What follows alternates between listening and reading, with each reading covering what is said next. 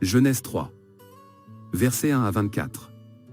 Or, le serpent était le plus fin de tous les animaux des champs, que l'Éternel Dieu avait fait, et il dit à la femme, « Quoi » Dieu aurait dit, « Vous ne mangerez point de tout arbre du jardin. » Et la femme répondit au serpent, « Nous mangeons du fruit des arbres du jardin. Mais quant au fruit de l'arbre qui est au milieu du jardin, Dieu a dit, « Vous n'en mangerez point, et vous n'y toucherez point, de peur que vous ne mouriez. » Alors le serpent dit à la femme, « Vous ne mourrez nullement. Mais Dieu sait qu'au jour où vous en mangerez, vos yeux s'ouvriront, et vous serez comme des dieux, connaissant le bien et le mal. » Et la femme vit que le fruit de l'arbre était bon à manger, et qu'il était agréable à la vue, et que l'arbre était désirable pour devenir intelligent, et elle prit de son fruit et en mangea, et en donna aussi à son mari auprès d'elle, et il en mangea. Et les yeux de tous deux s'ouvrirent, et ils connurent qu'ils étaient nus, et ils cousirent des feuilles de figuier, et se firent des ceintures. Et ils entendirent la voix de l'Éternel Dieu, qui se promenait dans le jardin, au vent du jour. Et Adam et sa femme se cachèrent de devant la face de l'Éternel Dieu, au milieu des arbres du jardin. Et l'Éternel Dieu appela Adam, et lui dit, « Où es-tu » Et il répondit, « J'ai entendu ta voix dans le jardin, et j'ai craint, parce que je suis nu, et je me suis caché. » Et Dieu dit, « Qui t'a montré que tu es nu?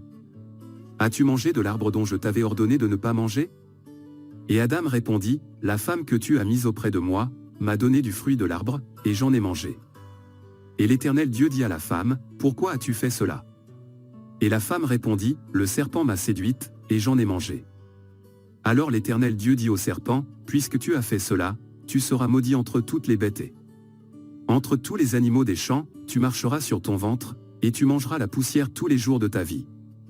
Et je mettrai inimitié entre toi et la femme, entre ta postérité et sa postérité, celle-ci t'écrasera la tête, et toi tu la blesseras au talon. » Il dit à la femme, « J'augmenterai beaucoup ta peine et ta grossesse, tu enfanteras des enfants avec douleur, et tes désirs se tourneront vers ton mari, et il dominera sur toi. » Et il dit à Adam, « Puisque tu as obéi à la voix de ta femme, et que tu as mangé de l'arbre au sujet duquel je t'avais donné cet ordre, tu n'en mangeras point.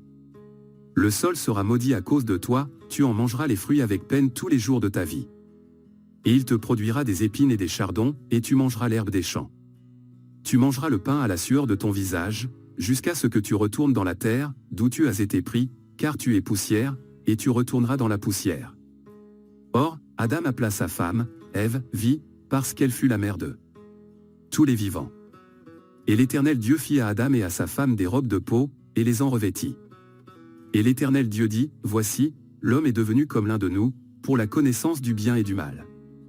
Et maintenant prenons garde qu'il n'avance sa main, et ne prenne aussi de l'arbre de vie, et qu'il n'en mange, et ne vive à toujours. » Et l'Éternel Dieu le fit sortir du jardin d'Éden, pour cultiver la terre d'où il avait été pris.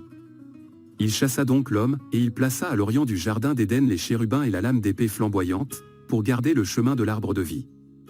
T'es modifié le texte ici.